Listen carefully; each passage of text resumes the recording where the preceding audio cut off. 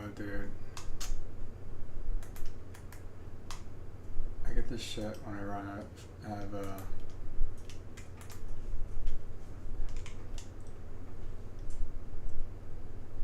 like sometimes my right trigger will stick in the game and I can't get rid of it.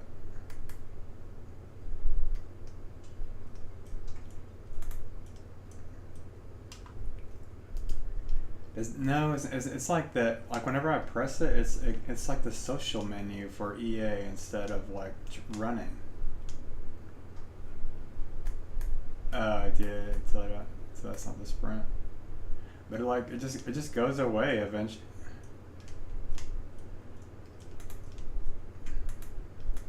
Like eventually it'll go away. It's weird. I don't know why it does that. There, like it just went away. It's strange.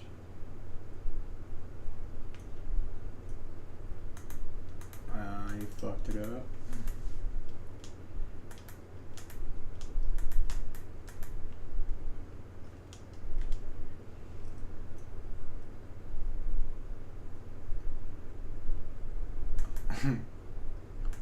Dang. Oh, chest.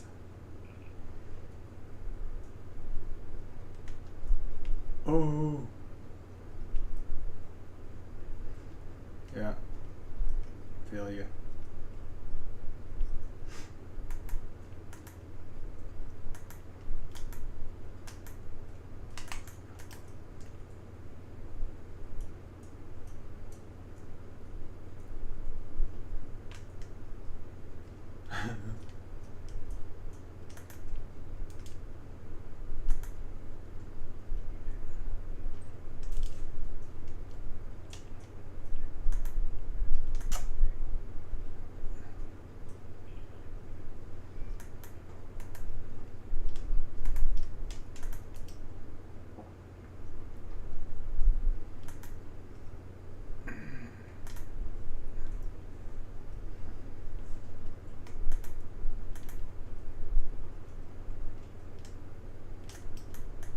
What?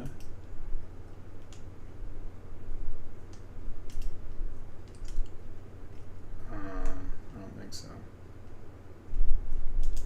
That's weird logic.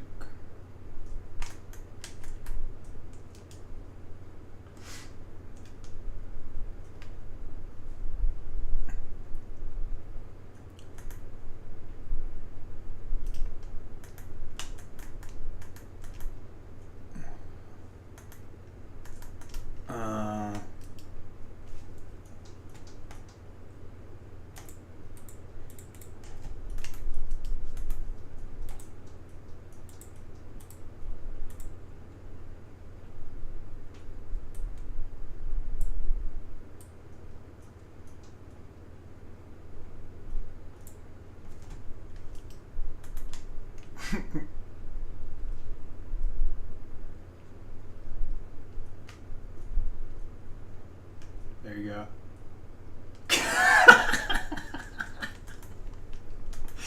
What was that?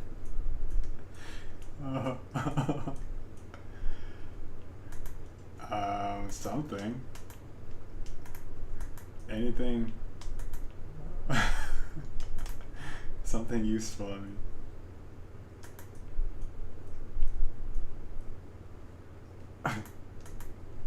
What the fuck?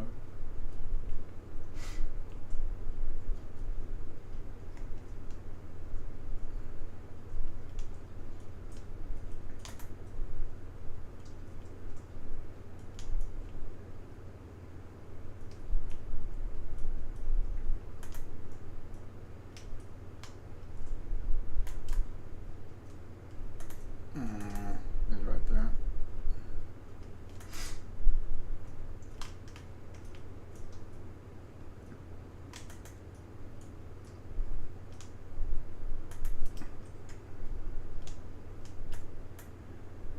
Boo.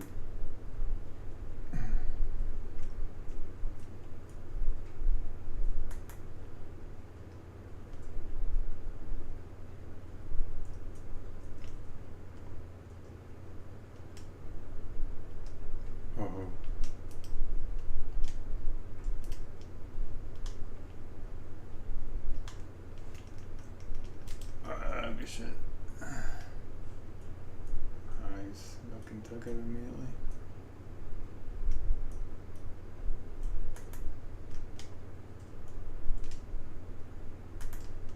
Bruh.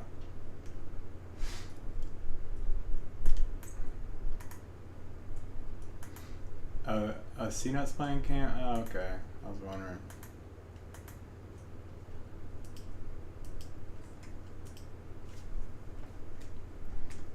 Not that that mattered.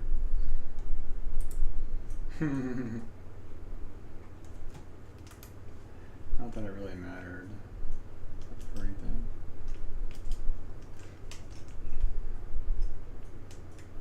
Not bad.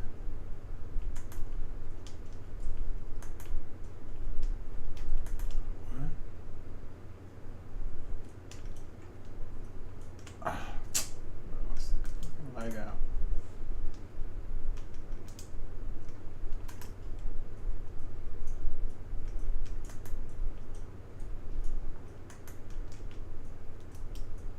Who? Oh.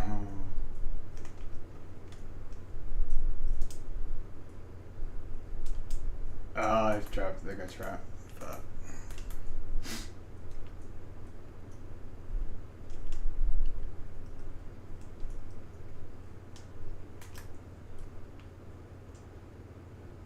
Shit.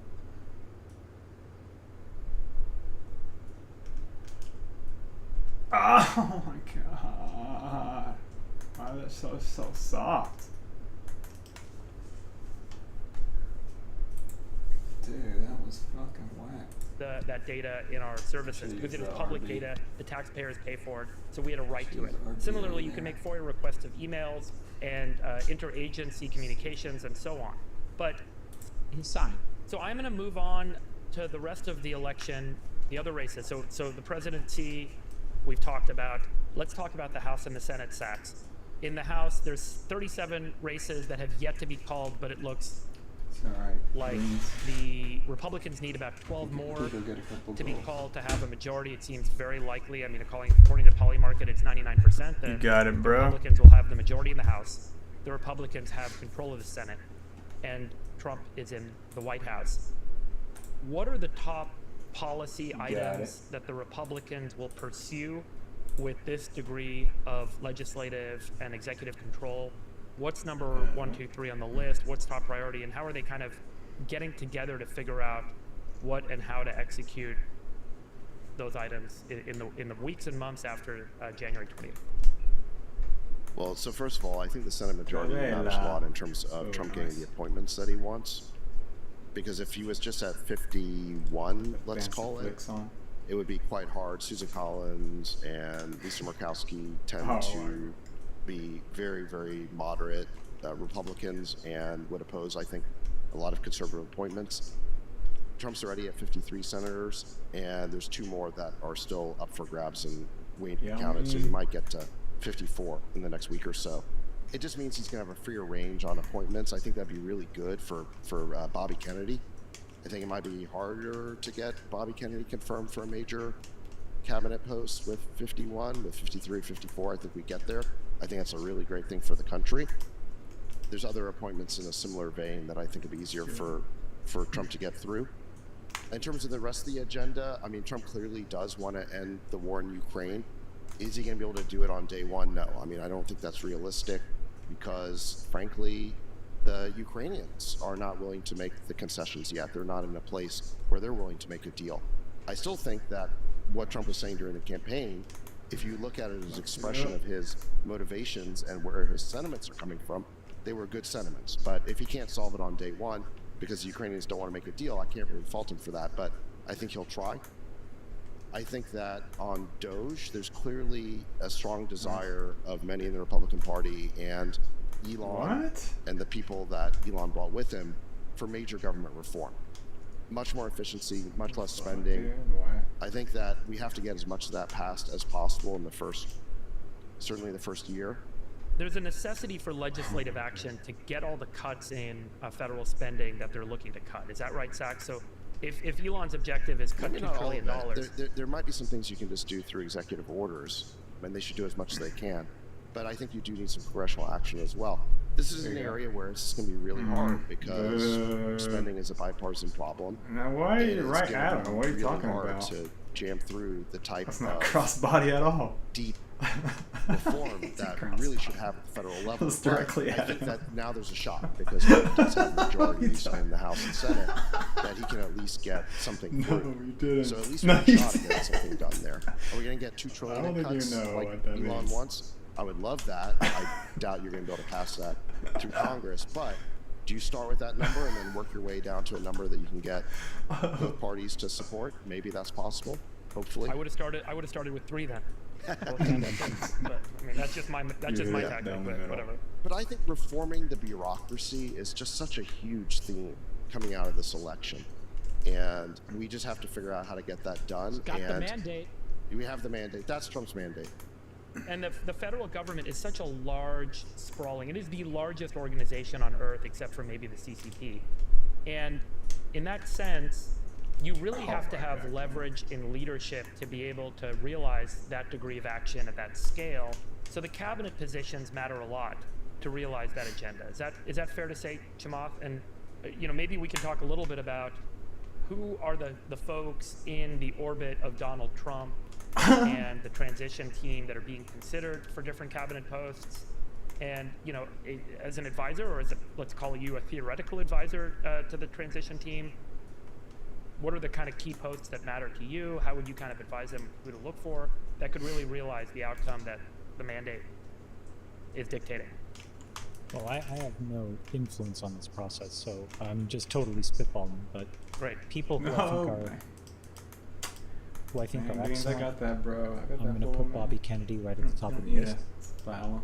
I think that Bobby has an opportunity to allow the transparency of information that will allow folks to keep doing what we've done or to change course in a way that right now I think is a little bit more difficult than it needs to be. I think Vivek Ramaswamy is indefatigable. I think he's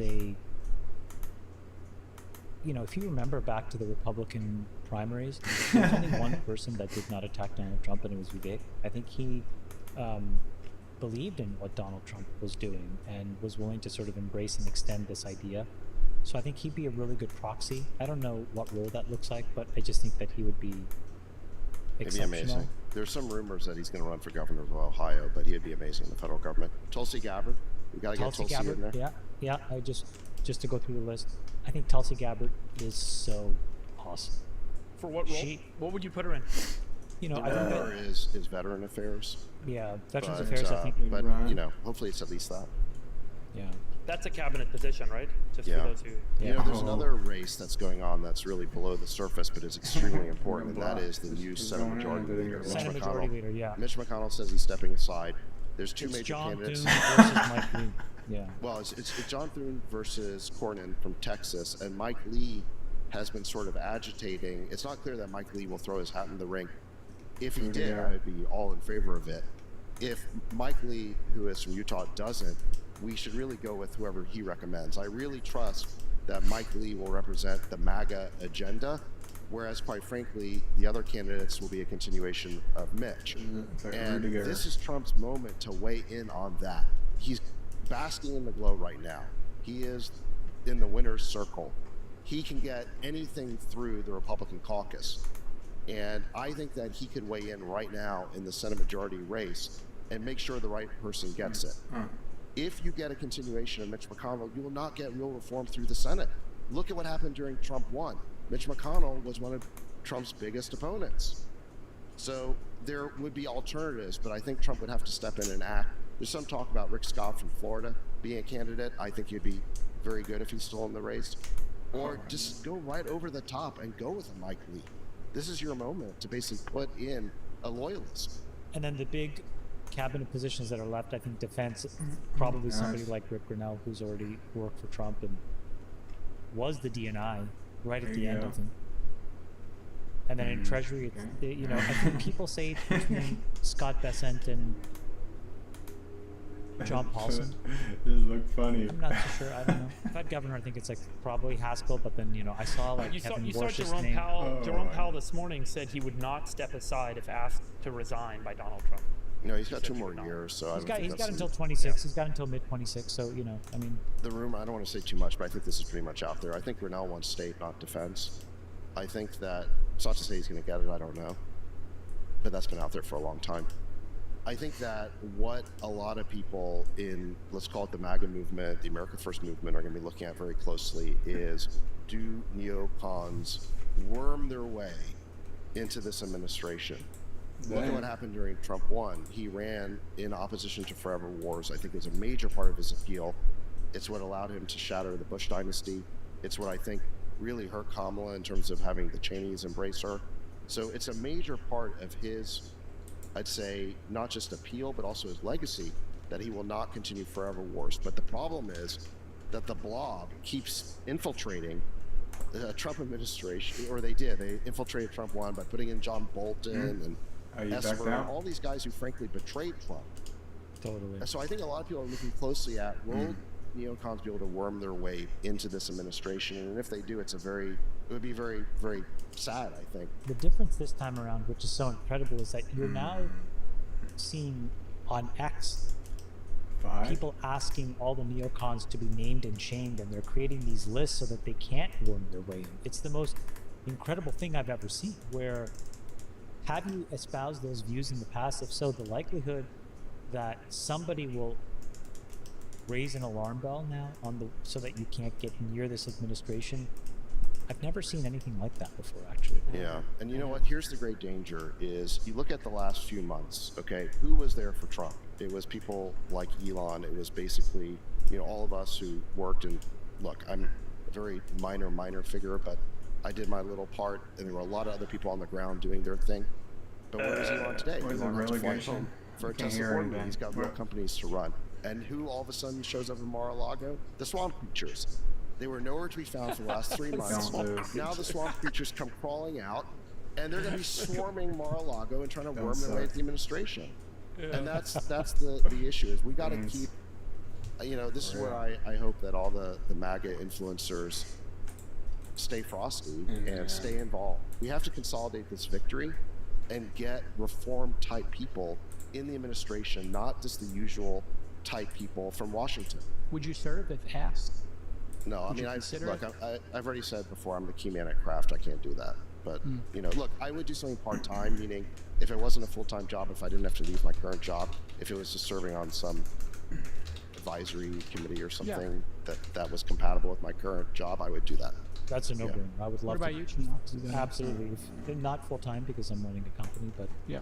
if there was the opportunity to help, basically, Just put me on the Doge committee, Elon- Sachs, if you wouldn't mind. I just want to go like line item by line item in one afternoon, and I'm out of there. Like I'm just gonna go Elon, in. Elon did say this today, but he said the A team are running companies. We're all running companies, but if asked to serve, especially in a part-time capacity where you don't have to divest everything you own and you can actually just go and call bullshit and actually just make sure good decisions get made, it would be an honor to serve in that capacity.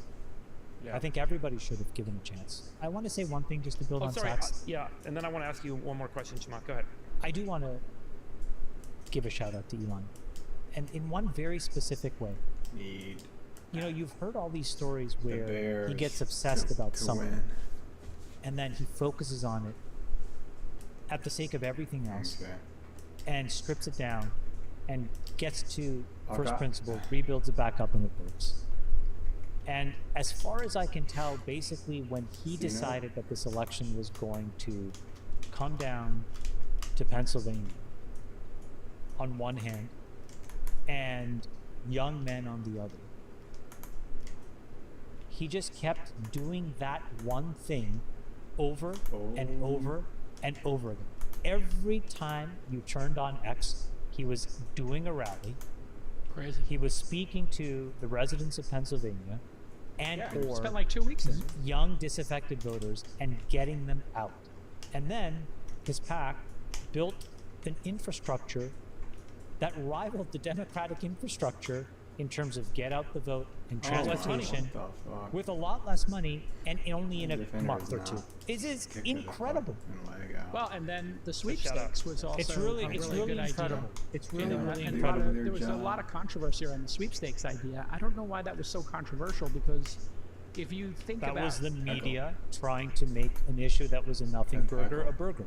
yeah, and so that I think this It is was where dismissed on its face because if any person spent 8 seconds understanding the law, the judge dismissed it within an hour. So, if we look at that $1 million sweepstakes to sign up for his PAC, if you think about how people normally get people to sign up, they're paying $1 a click, probably $50 a click, whatever it is, giving money to ABC or giving money to Facebook. And he just said, hey, I'll just do a sweepstakes, sign up for this, and then I have you in the database, and then I can market it to you. There's no difference between giving away $1 million sweepstakes or buying a bunch of ads and paying by click. And for everybody to frame that as he's buying votes when it was so clear he wasn't, I think that's the kind of media manipulation people are getting savvy to and does not work anymore. It was very clear. It was just a sweepstakes to sign up for his PAC. It's no When different the than legal- paying Casino $10 a right click to there. Facebook. When the legal infrastructure of America dismisses a case on its face within 60 minutes of it being heard, Yes. it means it is a farce. Yeah, I mean, look, I think what Elon showed is that a smart person can come in who basically, like you said, can go into demon mode, who has a startup or innovation mentality, is willing to spend money but wants to do it smartly, but is really hardcore, can come in and beat the supposed professionals of their own game. I think one of the big stories that's going to come out, there's already some tea being spilt within Democratic circles about Jen O'Malley Dillon, who was the campaign manager that Kamala Harris inherited from Biden. She had $1 billion to spend. $1 billion. The campaign still ended $20 million in debt.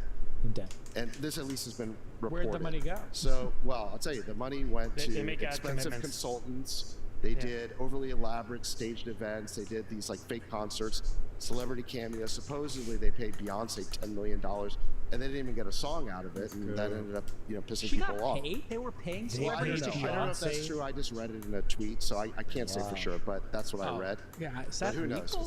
It sounds suspect, but the point is they spent a lot of money on the consultants and the events. And Elon went after the Amish. That's like a lot smarter. The person on the Democratic side where I feel the most disappointment after all of this is Barack Obama. I think he, in the period when he was elected, to me was just transcendent.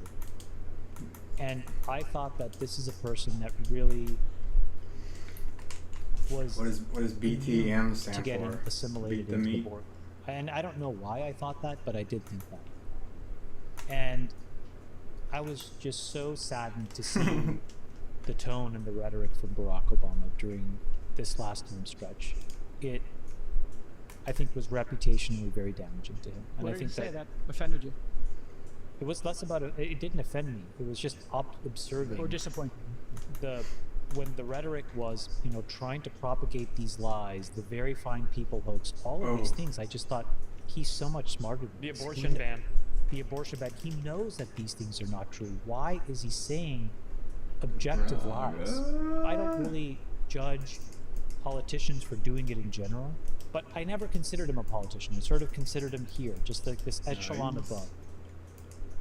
And I was really disappointed that he chose to go down that path. Yeah, well, I could definitely add to that. I mean, look, I think Obama's whole mystique was that he transcended politics and he tried to maintain that position of being above the fray and let the grubby business of politics be beneath him. And even during the whole coup against Biden, I mean, they say that Obama signed off. He was basically in favor of the switcheroo to Harris, but he was the last person to endorse it, right? He did not want to be seen as doing the dirty work that was left to Nancy Pelosi. But there's no question that the switcheroo, I think, was backed by Obama. And then he did everything he could to prop up Harris, including using the very fine people hoax, telling these lies. And I agree, Chamath. I think that he has diminished himself. He's brought himself now down to the level of Down to the politics. level of an average politician. Right. I think probably you're disappointed because you had such a high benchmark for him. But we were just talking about Trump saying he would end the war on day one. He said that he's going to deport 15 million people. And, all these politicians lie. So I think my closing statement on all of this is y'all were a key part in putting Trump in, obviously. And if he starts behaving in the way he behaved during his first term, the darker things he did, I hope that y'all will call him on it and publicly call him on it, and that he will steer towards, his better angels. And that's my hope for America, and my hope for all of you who helped put him in office and played a very significant role in getting him here. When he does something crazy, if he does try to drag 15 million people out of the country, is that okay with you, Sachs? Well, you said that he would start with 1 million of people, 500,000 to 1 million who are clear criminals. He should do that. Well, that's what J.D. Vance said, and we all agree. Yeah, J.D. said that the way you What about the other 14? He said that the way that you do deportations is the same way you eat an elephant. You do it one bite at a time. You eat a sandwich. So the way you eat an elephant is you do it one bite at a time. Let's start with the biggest criminals, the biggest people who shouldn't be here, and then let's see what happens after that. And look, if you went after the other 14 million, what would you be in support of that? We haven't gotten there yet. The point is you take the first bite of the sandwich, then you talk about the second bite. But there was a line from the 2016 election about Trump that I think was attributed to Peter Thiel, which is very important, which is that Trump should be taken seriously, but not literally. Sometimes when he expresses a policy or a point of view, he sells it. So when he says, I'm going to end the Ukraine war on day one, does that mean he's literally going to do it on day one? No, what it means is he's going to try really hard to end the Ukraine war. If he does it on day 365 of his presidency instead of day one, I'm not going to come out and say he lied and do what he said. No, I'm going to say he got the job done. He did what he said he was going to do. So I think it's very important to judge him in that way. That's what when he says, I'm going to deport 15 million people, do I expect him to do all 15 million? Not necessarily. But if he closes the border, builds the wall, seals it so it's no longer a problem, and deports 500,000 to 1 million hardcore criminals out of this country, I'm going to say that was a massive success. And you know what's going to happen? The legacy media is going to say, well, he lied because he didn't deport the other 14.2 million. Come on. No, let's understand the difference between campaigning and governing. I agree with all that, and I do think where's Perez? When's Perez? If he does try to do the 14 million, that's the thing I have concerns about. Got it. Okay, Freeberg, over to you. So let's talk about the cabinet positions. Chamath, a guy like RFK Jr. has never held an executive position before. You and others on this panel, Sachs, JCal, myself, we've all kind of managed large groups of people. We've all been in positions of being a CEO of a business. You talk a lot about bringing in the outsiders, and the Trump campaign talks a lot about bringing in these outsiders. Sachs begrudgingly highlights the swamp creatures emerging to ask for those slots in those positions because they are lifelong politicians and bureaucrats. How do we have trust and faith, or do you think that that's the whole point, is that you have folks that don't have the experience to run these organizations, that don't have the insights on who actually works there, on how they operate, and them coming in is going to provide enough of a fresh perspective and things up enough that that's exactly the point. And talk a little bit about bringing in outsiders, but outsiders that can be effective in transforming these government agencies, not just blowing them up. Or is the goal to blow them up? No, again, I would just temper and tone down that rhetoric. Nobody's blowing up anything. But I think step one is going to be a level of transparency so that doing the obvious becomes obvious. And I think that if you look back over 40 or 50 years, what has happened is that secretaries and political appointments have gone from get the best person in the job because they know it to here's political payola, if you will. And I think the pendulum has swung to too far of an extreme. That's why the swamp people are able to maintain control, because the person above them who's appointed doesn't fundamentally know the inner workings of the organization. I suspect what you're going to see is a radical push to transparency. And I think that when you combine transparency, and Sachs called for this, a version of the Twitter files for the government, I do think you're going to see that. But if you combine that push to transparency with a handful of topics, by the way, we introduced a long time ago this idea of zero-based budgeting into the lexicon and language of these political candidates that they used all the way through to the finish line. I do believe the Republicans earnestly mean it. And so I think when you put these two things together, Freeberg, I think what you will have is all of this laid bare. And then I think it'll start a debate on what to do. And I think the decisions about what to do will be so blindingly obvious. The low-hanging fruit will save this country once we pluck it. Can I just say a word about I think it's so important for Bobby Kennedy to be confirmed in whatever cabinet position that he's going to get. Number one, you know, we look back at the campaign now and it seems obvious that Trump was going to win it. But at the time that Bobby Kennedy came on board, that was a major factor in shifting momentum towards Trump. So that's number one. Number two, we need to keep Bobby Kennedy's coalition as part of our movement. It's not just about what he did in this last election. It's keeping all of those people, those young people and those former Democrats on side and part of the Republican Party and the MAGA movement. And number three, he's genuinely going to reform that huge part of the bureaucracy. And that's extremely important. We need outsiders to come in and shake things up. He's right about the regulatory capture. He's right about the marriage of state power and corporate greed. Let's have someone go in there who's got fresh eyes, but also understands how the bureaucracy works because he's litigated, and shake things up. If you look at what Bobby posted to Instagram, Nick, I don't know if you can find it, but it was pretty telling on this dimension of the first inning is going to be about absolute radical transparency and sharing with the American people everything that's been under the covers. By the way, it's not just on that dimension, right? We're going to see the Epstein files. We're going to see the Diddy lists. We're going to see the JFK file. I know that these things are sort of fringe conspiracy theory type things for some people. But the point is, from pillar to post, that first phase of this radical truth-seeking transparency is an incredible disinfectant that you can build from.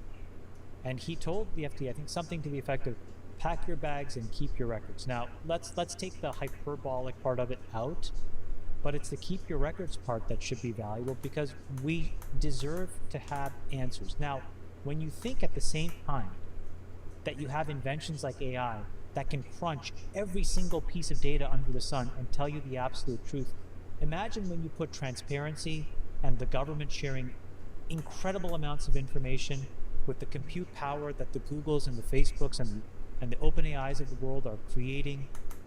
You'll know these answers to all of these questions. Vaccines, are they good or bad? When? How? Fluoride, is it good or bad? When? How? All of these drugs that have been approved, why? All of these drugs that have not been approved, why? You're going to start to see some really interesting things. Has there been research on the impacts of food on physiology? Were they suppressed? Were they not suppressed? So I think phase one is get it all out into the open. Totally. And what I said, just what Chamath referred to is, I said we should do a Twitter files for the whole federal government.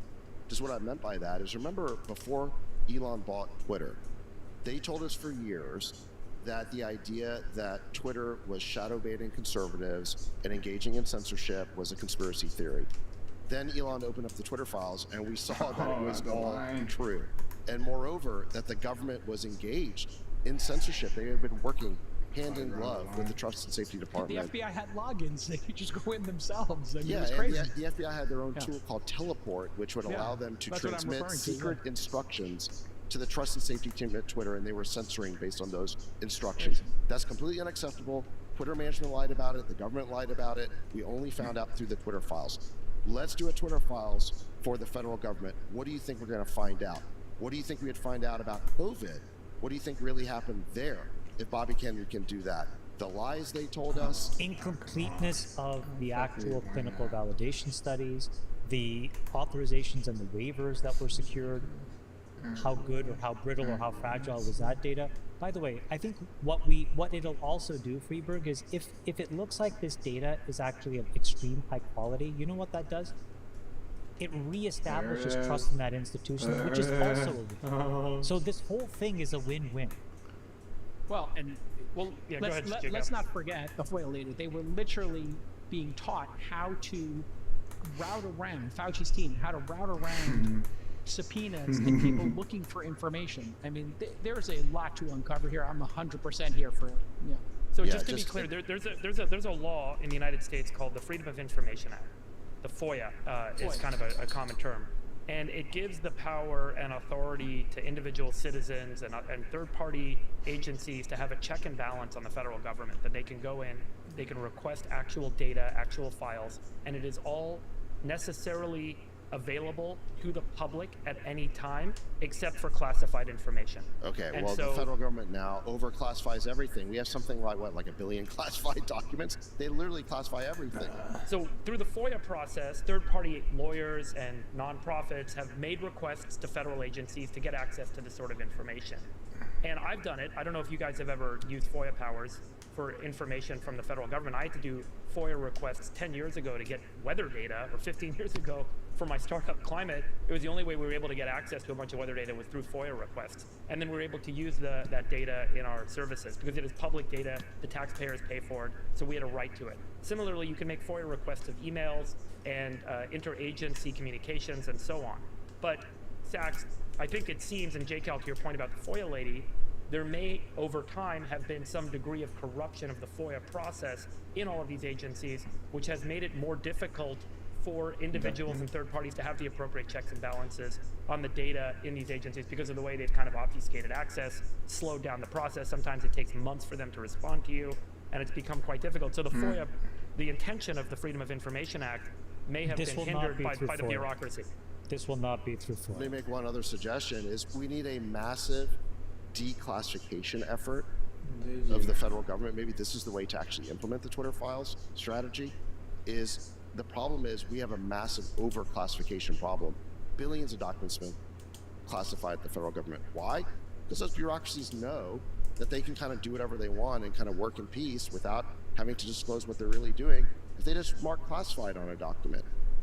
Someone needs to go through that and start massively declassifying. And if they do that, then there'll be a lot more documents available to FOIA requests. So that right there would be a huge help. And then, like you said, the FOIA process could be tightened up. It could be a lot faster. It could be a lot easier.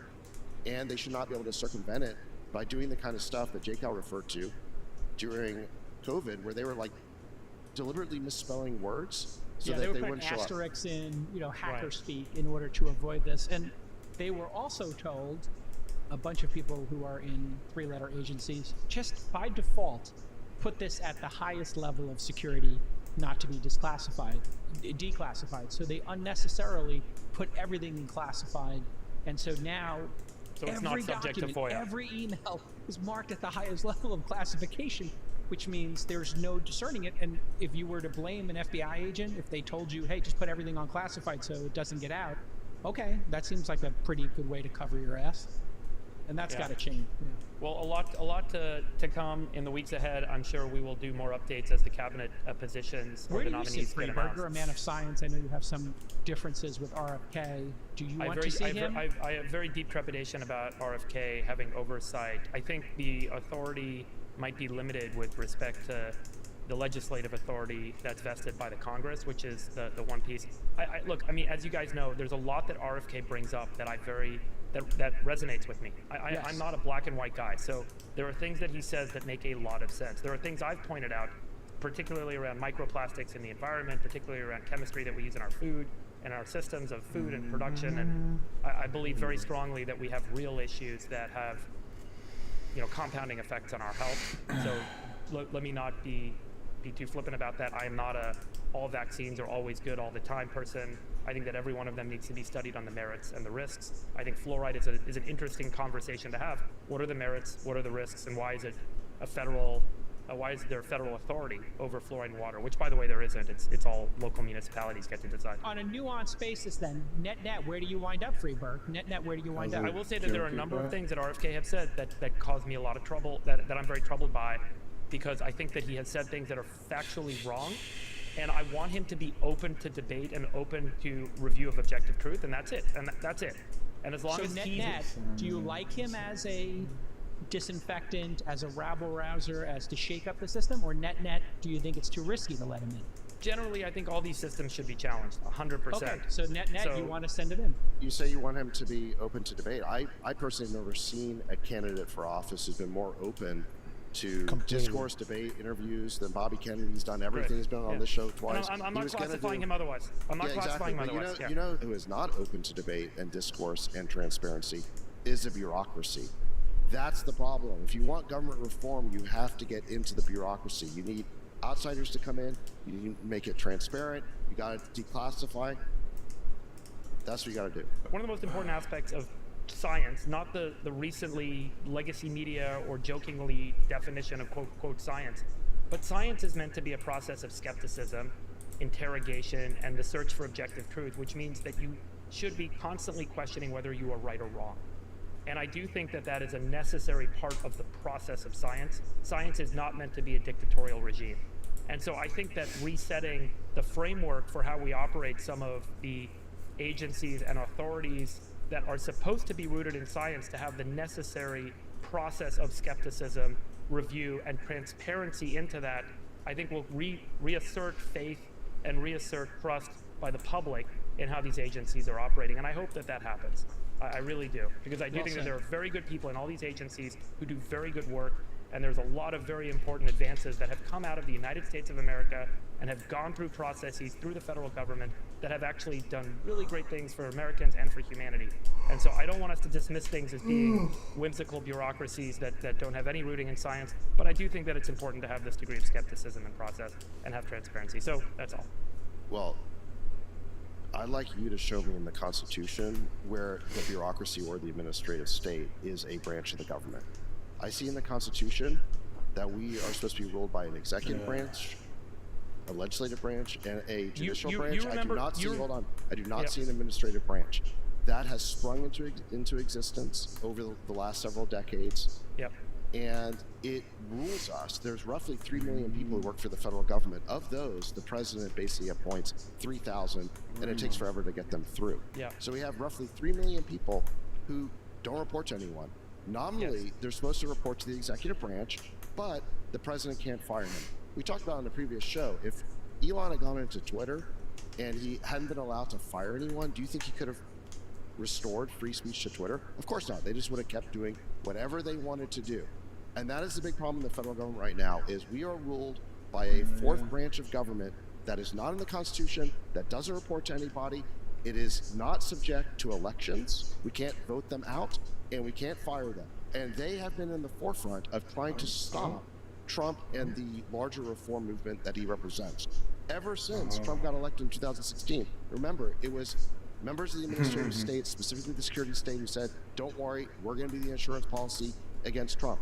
And they have done everything possible through the Russiagate hoax, through lawfare, through the whole Steele dossier hoax, to basically try and stop Trump and the reform movement that he represents. And the big question of Trump's second term will be whether he can finally subdue this bureaucracy and bring it under democratic control, under the control of the executive branch, as the American people want, and as I think the Constitution intended.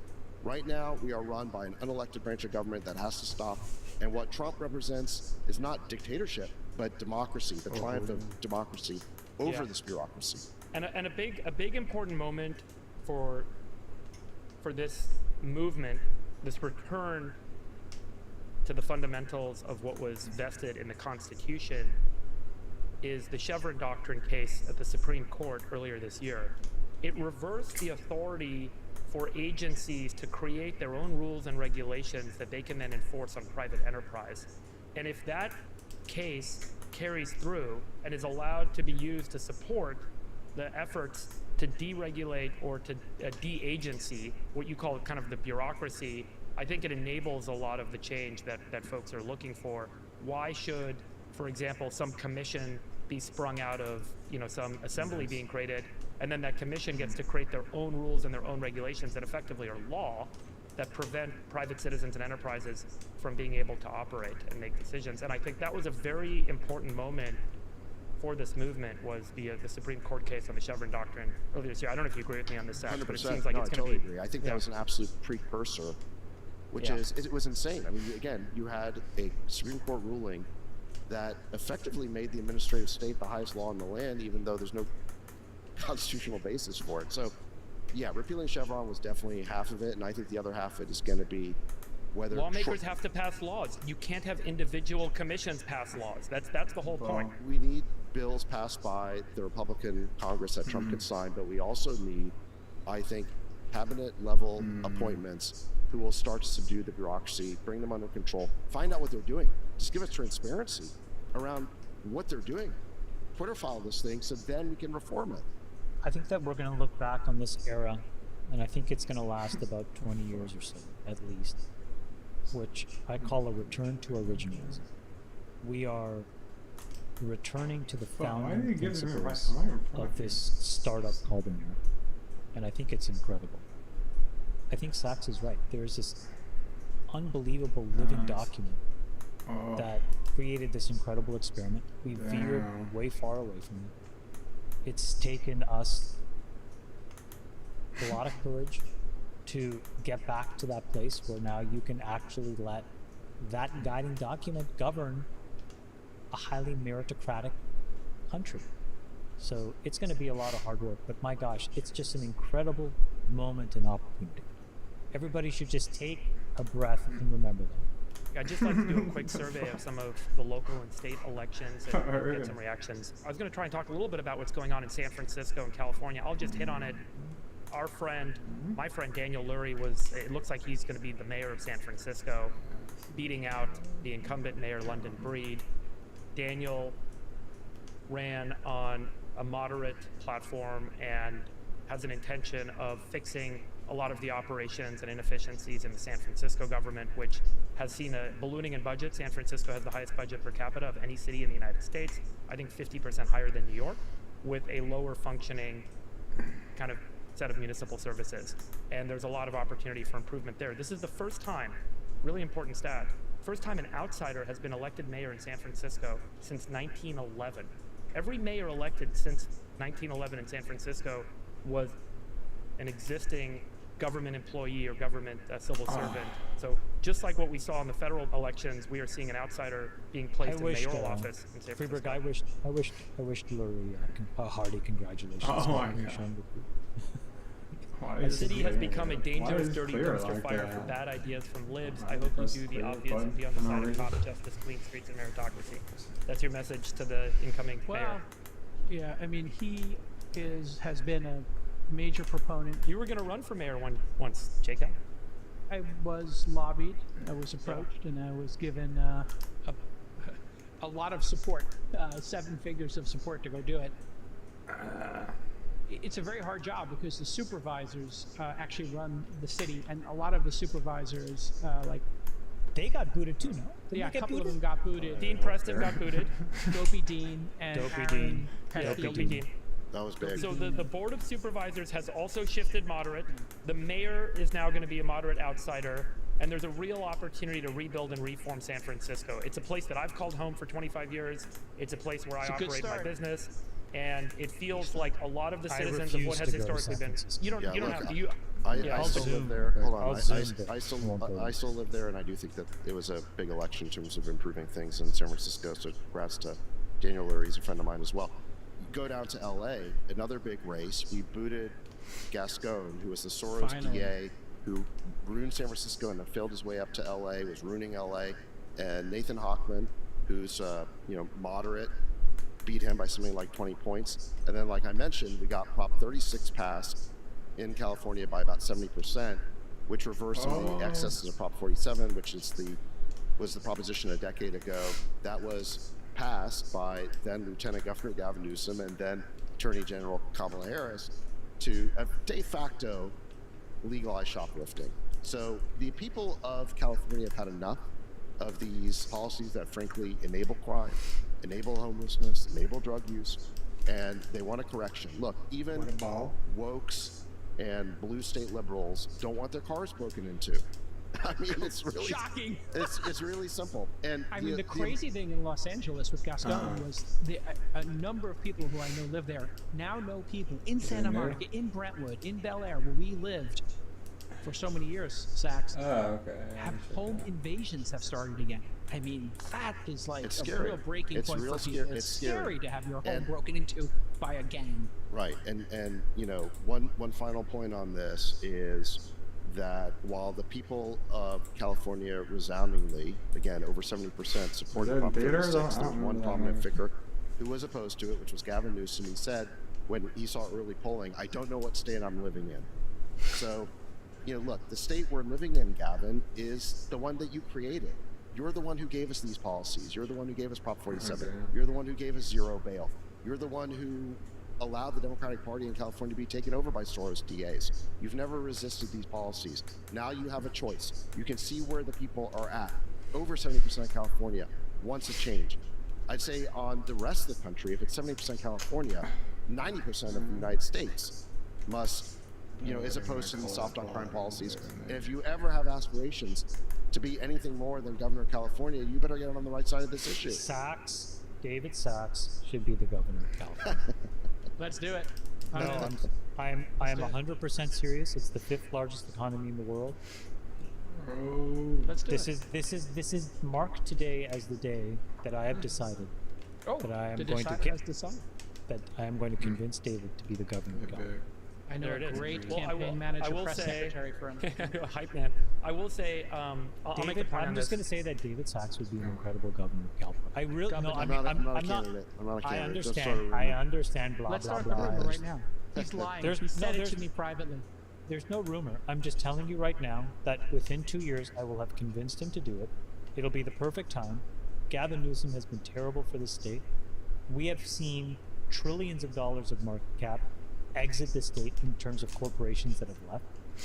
We have gone from record surpluses to record deficits. We have an education system that is failing millions of kids. What is going on? We have taxes that are through the roof. And when you spend more and more and more to get less and less and less, and it takes more and more out of everybody's pocket, what is the answer? The answer is you have to fundamentally change everything that's happening from first principles. Well, I will say one more point about, I will call it balance in the force. When a party is captured and moves too far in one direction, people leave the party and they vote for the other party. And then in order to attract people back to the party, they tack to the center. My big prediction over the next few years is you will see a more centrist Democratic Party as they try and I'll take the other side.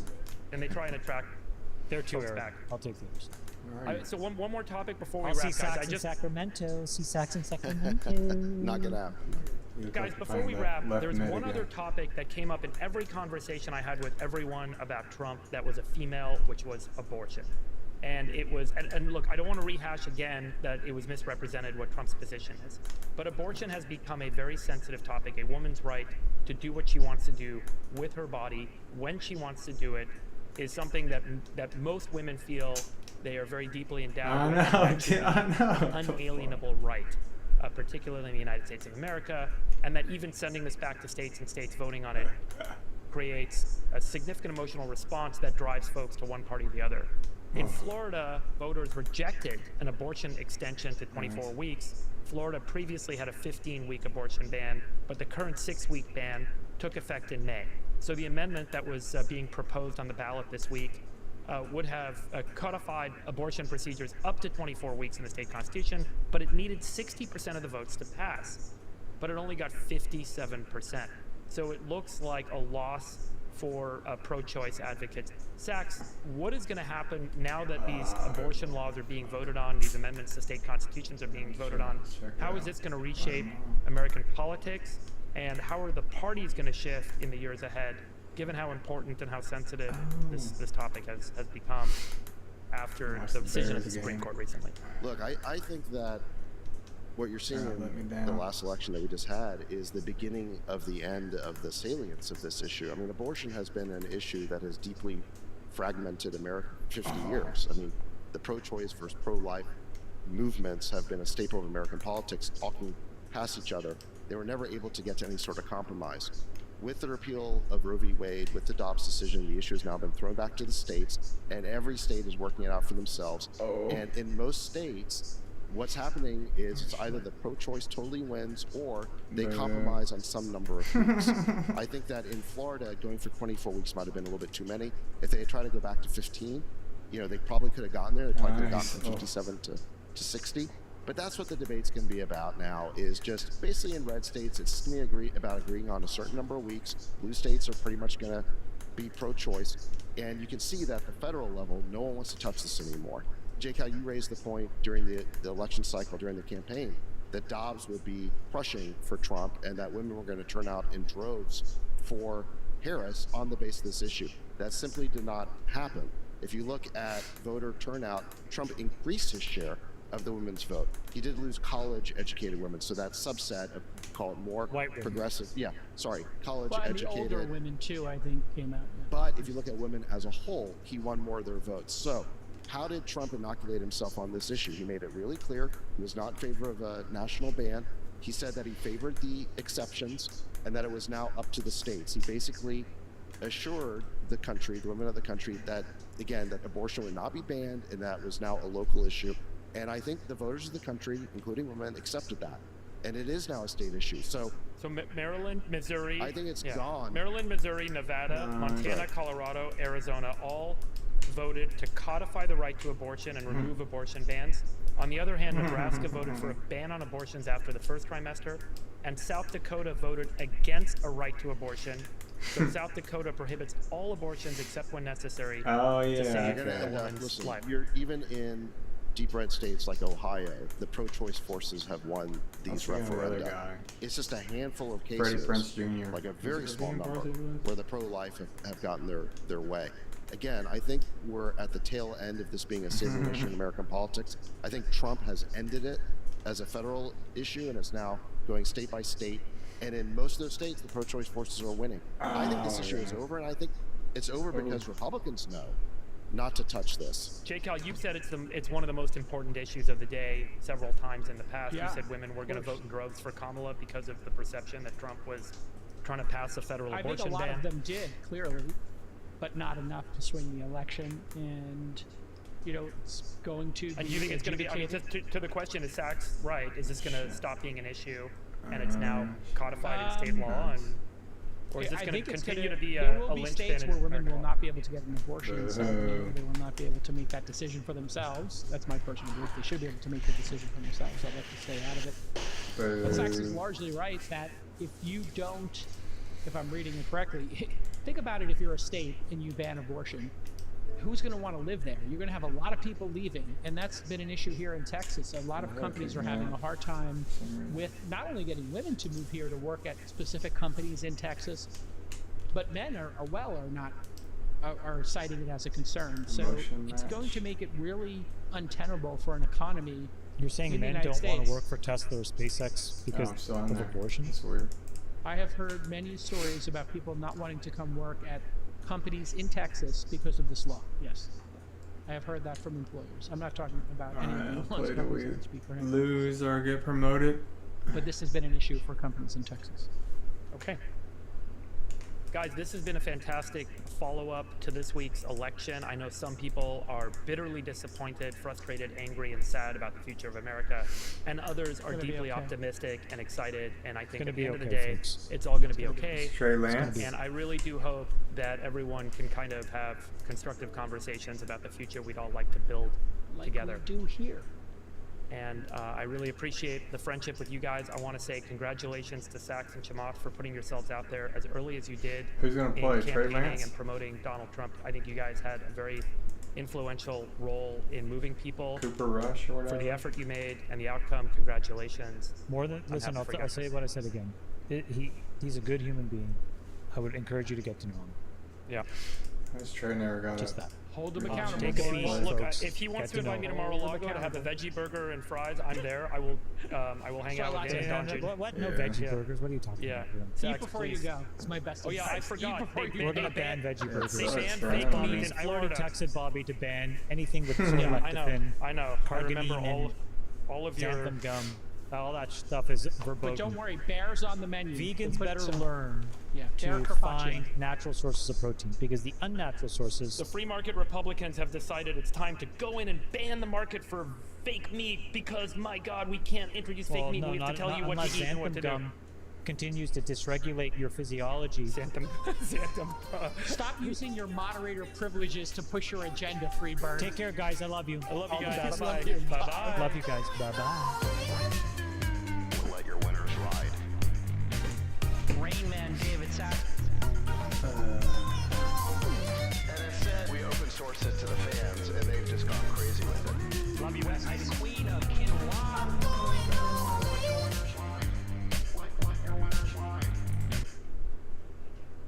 Oh, bro. That got, yeah, like very. she was like a staunch fisherman. Like staunch. Like we're fishing, you know? Oh, aggressive. You better not fucking not fish, you know? She would like Really? kind of have that kind of behavior. Yeah, she was very, you better fucking fish, white boy. Whoa. You know, she would kind of be like Aggressive. that. Yes, very aggressive, right? About fishing for little kids. Yeah, and we'd Very have to be strange. quiet and look straight out and wait for the bobber. But she was really, she loved to fish. Did she love to eat fish? Yep, she liked to skin them and grill them and everything. Yeah.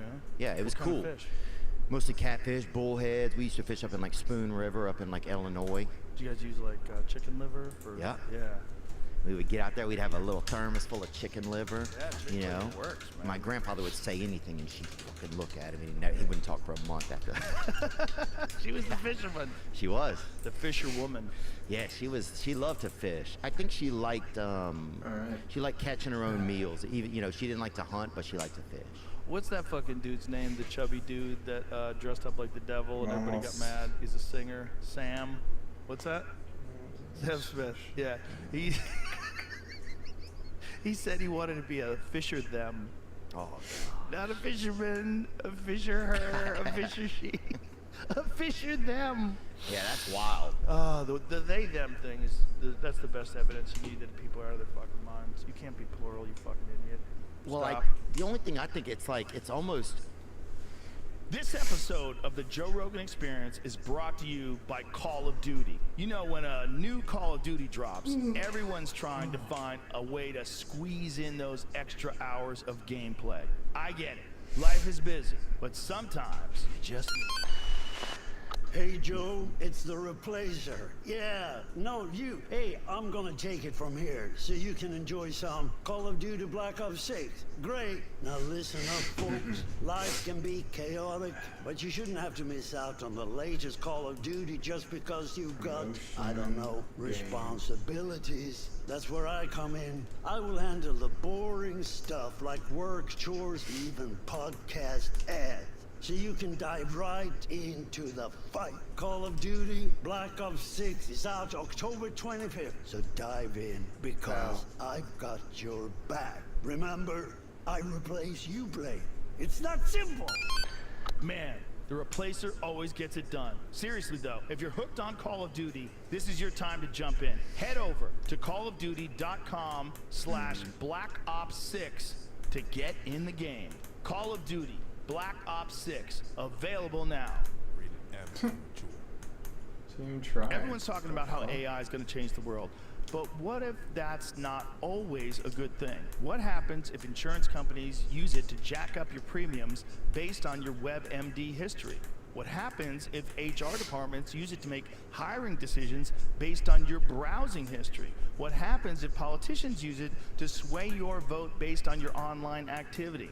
I'll tell you what happens. You'll wish you had started using ExpressVPN today. ExpressVPN is an app that encrypts 100% of your online activity and reroutes it through secure servers. That means no one can see what websites you visit or what apps you use. Not data brokers, not shady marketers, not even your internet provider. Your private browsing data can never be used against you because it's totally off the record. ExpressVPN is incredibly easy to use and it works on every kind of device. Phones, laptops, tablets, you name it. It's also extremely fast, so it won't slow down your streaming or gaming. And it even comes with a risk-free 30-day money-back guarantee. It's no wonder that top tech reviewers like CNET and The Verge all rate ExpressVPN as the #1 VPN on the market. So don't wait to future-proof your online privacy. Use my special link to get 3 extra months of ExpressVPN's unbeatable protection for free. Just go to expressvpn.com/Rogan. That's expressvpn.com/Rogan to get 3 extra months totally free. Tap the banner to learn more. This episode is brought to you by Bond Charge. You guys know how much I love saunas. They are a perfect way to burn more calories and relax after an intense workout. I'd even say they're a must-have for any wellness routine, but getting access to a sauna isn't always easy. Don't worry though, because I know a great solution. Get a Bond Charge infrared sauna blanket. This thing is fucking awesome. It's easy to use. And it comes with all the benefits of a regular sauna, from helping you burn calories and sweat out toxins to relaxing your muscles, improving your sleep, and more. And because it's a literal blanket, you can take it and use it pretty much anywhere. So even if you're traveling for the holidays, you can stay on top of your routine. If you still need a little convincing, all of Bond Charge's products are HSA, FSA eligible. That includes their infrared sauna blanket, so you can get tax-free savings of up to 40%. Dude, Plus, now goes is the right best to time to him. order a That's Bond fucking Charge sick. infrared sauna blanket for yourself or as a great holiday gift. Because with their Black Friday Cyber Monday deal, you can get 25% off plus free shipping. Just go to my exclusive URL, bondcharge.com/JRE, and use the code JRE25. That's bondcharge.com/JRE with the promo code JRE25. If you're being plural, you're. I don't understand it. Like, if you're being plural, are you being like there's more of me, kind of? Like, that's what I don't understand. Is it like an ego trip? Like, that's, you know, like that's what I don't understand about the. It's just a way to be unique, and it's a way to be in a marginalized community if you're just a regular person. Yeah. So, like, if you're a regular white person, you're at the lower end of the social hierarchy amongst woke people. But if you're queer or non-binary, now you're in a protected group. My Now you're buddy's in. queer, actually. Nice. What does he have to do to be queer? Nothing. He's cool. He's just, he doesn't. Yeah, he didn't like send you an email update or whatever. He's just. Did he update his Twitter pronouns? No, he's just like Just decides he's queer. yeah, he's like a secret. Not secret. He's like. I don't know, he just. I don't even know what they call it. I got to look at the chart or whatever. What is queer these days? Because when I was a kid, queer was gay. Yeah, that's why I thought you Someone missed was it. queer, they're gay. Or if you got punched in the head, then you're on queer street. Yeah. It was like everything was confusing. Queer was confusing, Okay. and then queer became gay somewhere along the line. But now I think queer is whatever you want it to be. Yeah. You could be gay, bi, straight, and then you could be pansexual. What is that? Exactly. That's what Wayne Brady is. He's pansexual. He came out. He came out as pansexual. I can barely handle whatever I am, dude. To be real honest, bro. It's also new. Whatever I Killed am, him, bro, man. it keeps jerking off at night and being afraid to talk to women. Good move, So, man. whatever that one is, that's what I am, bro. You're theosexual. Oh, it's fucking getting kind of heady, man. You're theosexual. Why are you afraid to talk to the women? No, I don't know. You know, I think I get afraid to like. I always got afraid to approach women. You know? Yeah? Yeah. But why? You're a handsome fella. You're funny. You're successful. I don't know. I think something. I just. Childhood shit. Yeah, probably. There's something, like, you know, like I would just be so fucking nervous, buddy. You know, when I was a kid, I would be so nervous. I would be so nervous. Which is interesting that you got into stand-up comedy, which makes people really fucking nervous. Well, I think I was familiar with being nervous, so that didn't affect me. Oh, interesting. Because you're nervous all the time. You're like, fuck it, I'll just go be nervous in front of all these people.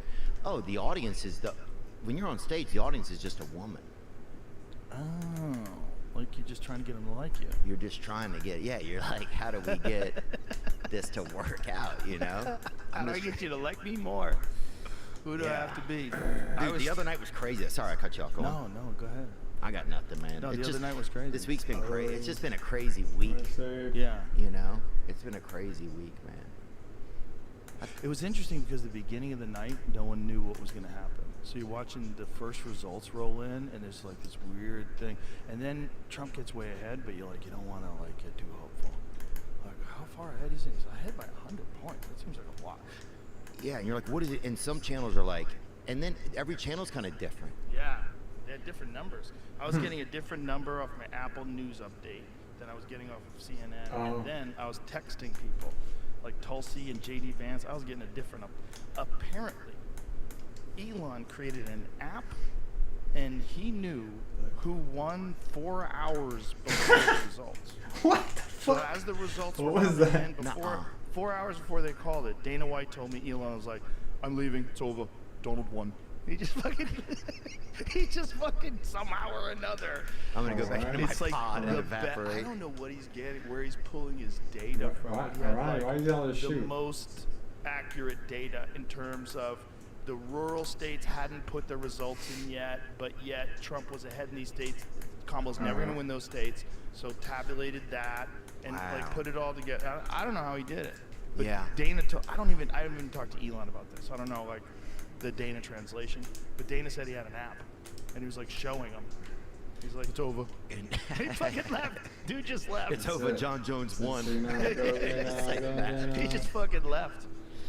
Dude, yeah, I mean, the whole thing's crazy to me. I'm so happy for, my biggest thing was I was so happy for Bobby Kennedy, man. Yeah. Because he's the only person that I super know, like, as a human, you know?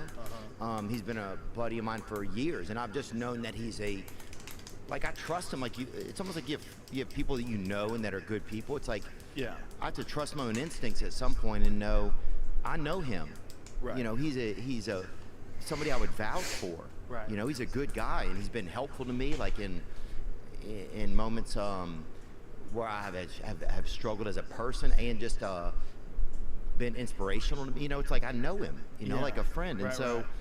so that's, I think, like, that was something I was like super excited about, just to see where everybody was like, screw this guy, Yeah. you know, and to see him have a arc where it's like, because all he ever cared about, to me, and I don't know, this is just my opinions, dude. Some people, everybody has their own opinions, and I'm an idiot, but he always cared about like the rivers and the environment, you know, and then he started to care about the environment inside of our bodies, right? So for me, that all makes sense, right? Right. And so, like, Well, you know where it all happened from, right? I was super, like, I was super excited about. Do you know how he made the transition to being worried about pharmaceutical drugs? He would give these speeches, and he litigated a bunch of lawsuits against corporations that were polluting rivers. They cleaned up the East River. He was an environmental attorney, and they were also talking about the effects of mercury poisoning in the soil and water. And these women kept coming to these things that he was doing and saying, you need to investigate mercury in vaccines. And, you know, he thought, like, that is, like, which most people think. You hear vaccine, like, the last thing I want to be labeled is a vaccine denier. Jesus Christ. A vaccine denier. That's like, I mean, we talked about this yesterday, but it's like Holocaust denier is number one, but vaccine denier and election denier are, like, right under there. Yeah. And he started looking into it, particularly the MMR vaccines and the correlation between the uptick of all these autoimmune issues, autism spectrum disorders, all these different things that coincided directly with the increase in the vaccine schedule for kids. And so then he starts doing research on it. And the more he does research on it, the more it gets uncovered that there's this gigantic machine that's protecting all of this because there's so much money that's being generated. And most of it has to do with, during the Reagan administration, they gave them immunity to prosecution. So they were no longer liable for whatever side effects the vaccines caused. That's pretty wild.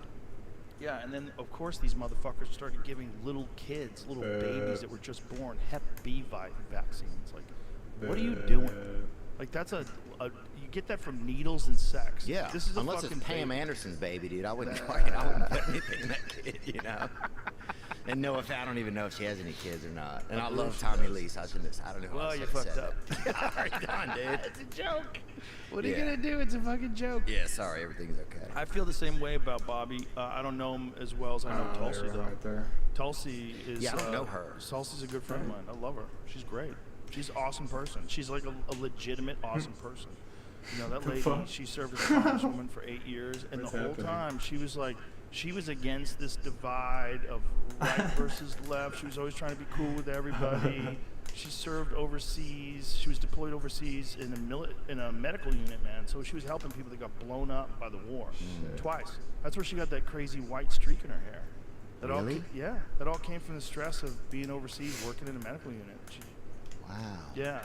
Yeah, I guess, can stress be that compartmentalized inside of you and it comes out like that? Oh, your body's, you can't imagine. You know, I was just talking to my friend Bruce about this last night.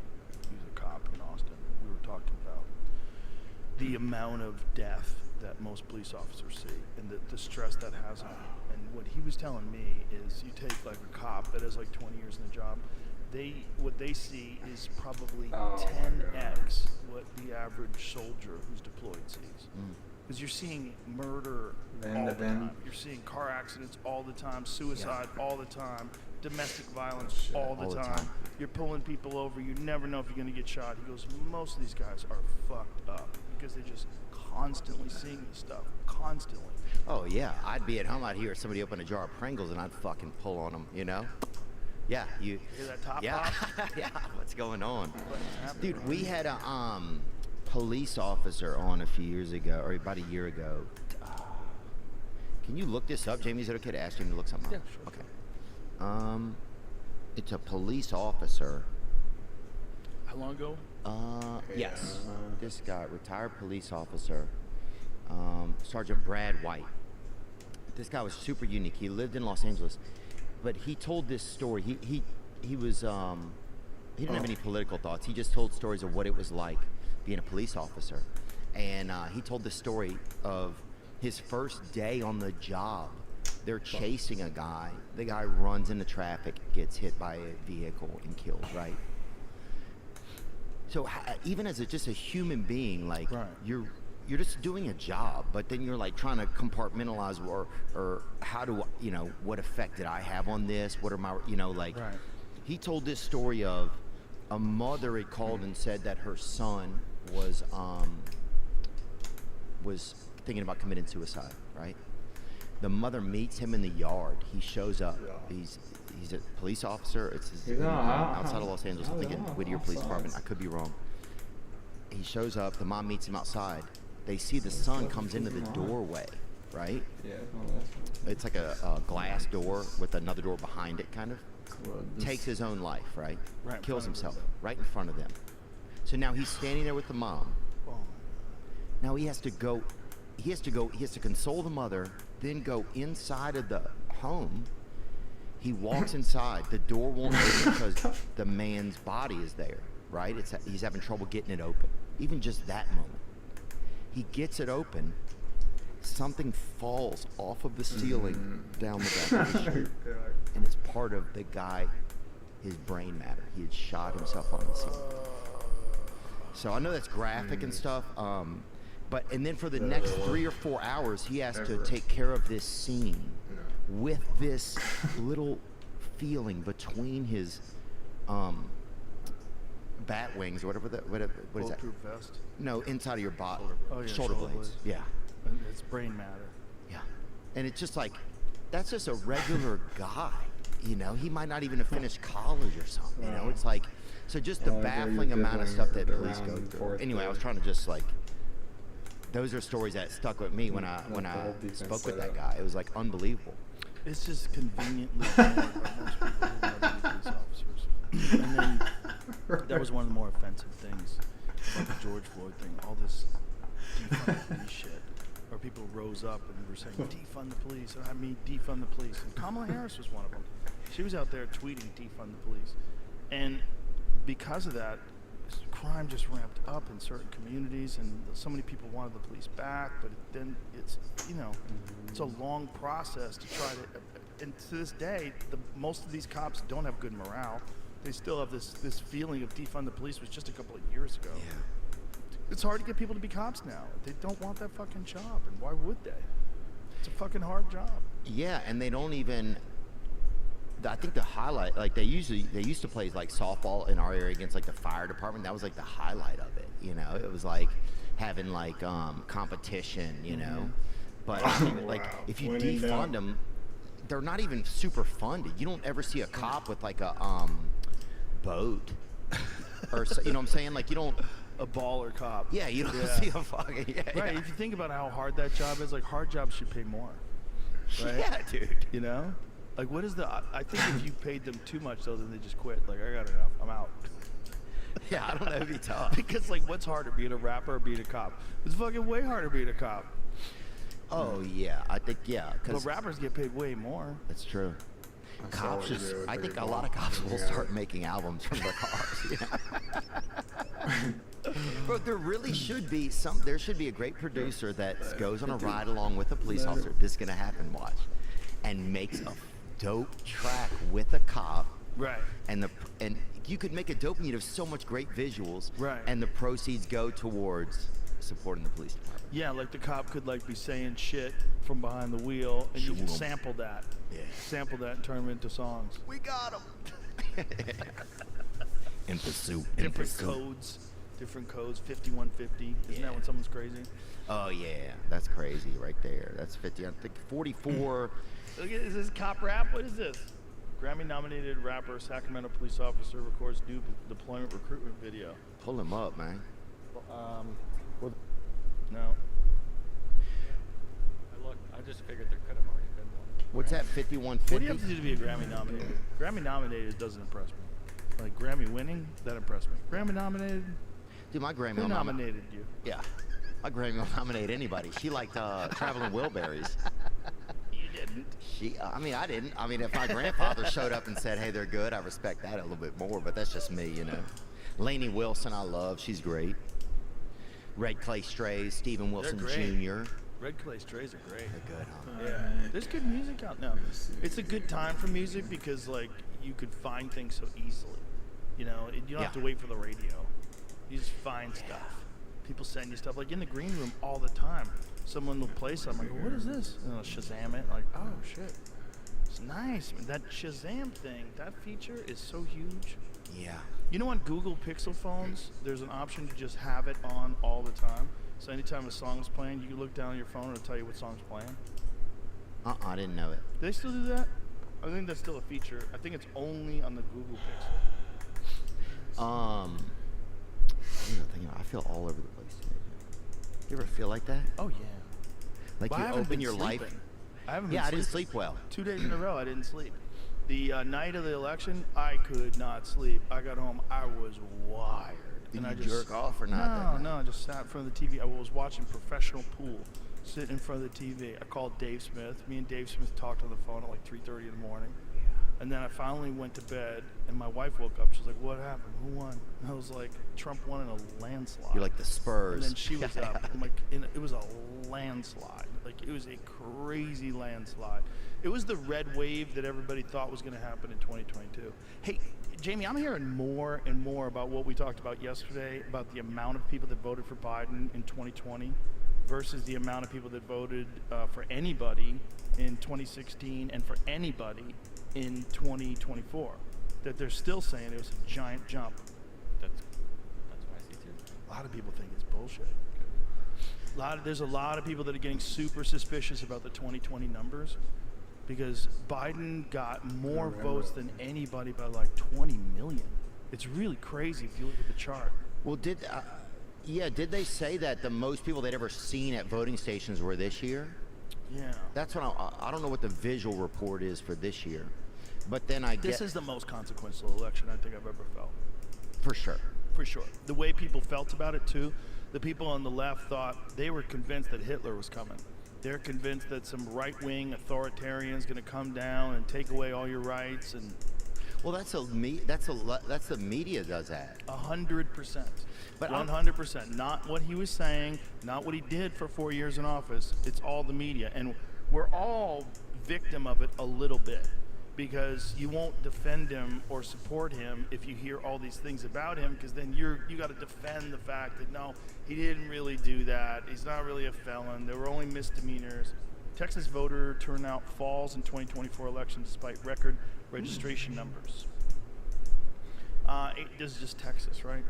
61% cast ballots, near 6% drop from the 2020 presidential race.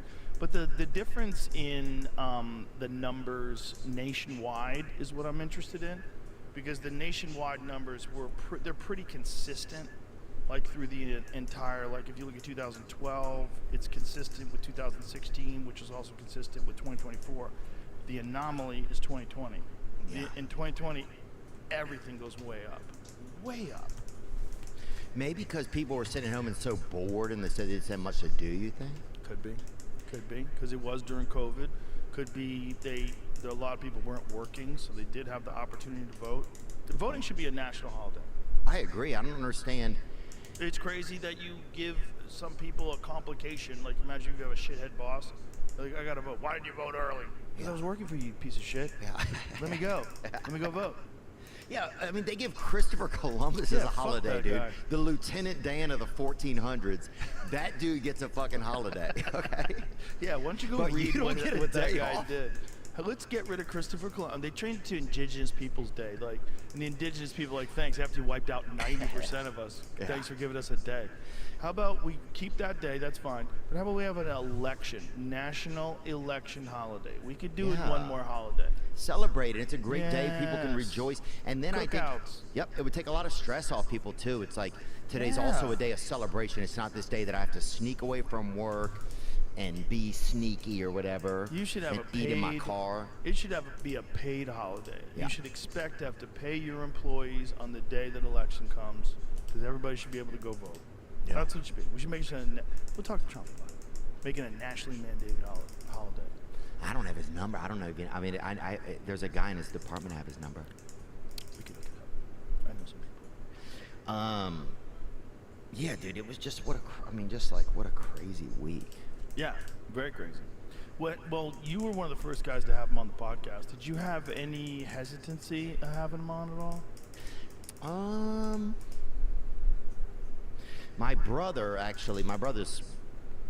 a lot smarter than me, and he said, "Hey, man, I just want you to think that there could be some reflection from people if you have him on, right? Like some people could be upset about it, Right. you know?" And I thought about that a little bit, and I was like, well, I don't really, I don't know, I have political thoughts and beliefs and stuff like that, and it's hard to find a group that really embodies them. And if anything, right now for me, it seems like I don't even feel like these new parties are the same as the old parties. They're not. It doesn't seem like this isn't Democrats and Republicans. There's something else transmorphing right now. Yeah. And so, I thought This episode is brought to you by Squarespace. When we were looking to create an effective and good-looking website for JoeRogan.com, we chose to power it with Squarespace. They have all the tools you need to stand out and succeed online. And it's even easier now for your site to look amazing thanks to Squarespace's Blueprint AI. Choose from professionally curated layouts and styling options to build a unique online presence from the ground up that's optimized for every device. Check out squarespace.com for a free trial or go to squarespace.com/Rogan to get 10% off your first website or domain purchase. Everyone's talking about how AI is going to change the world. But what if that's not always a good thing? What happens if insurance companies use it to jack up your premiums based on your WebMD history? What happens if HR departments use it to make hiring decisions based on your browsing history? What happens if politicians use it to sway your vote based on your online activity? I'll tell you what happens. You'll wish you had started using ExpressVPN today. ExpressVPN is an app that encrypts 100% of your online activity and reroutes it through secure servers. That means no one can see what websites you visit or what apps you use. Not data brokers, not shady marketers, not even your internet provider. Your private browsing data can never be used against you because it's totally off the record. ExpressVPN is incredibly easy to use and it works on every kind of device. Phones, laptops, tablets, you name it. It's also extremely fast, so it won't slow down your streaming or gaming. And it even comes with a risk-free 30-day money-back guarantee. It's no wonder that top tech reviewers like CNET and The Verge all rate ExpressVPN as the #1 VPN on the market. So don't wait to future-proof your online privacy. Use my special link to get 3 extra months of ExpressVPN's unbeatable protection for free. Just go to expressvpn.com/Rogan. That's expressvpn.com/Rogan to get 3 extra months totally free. Tap the banner to learn more.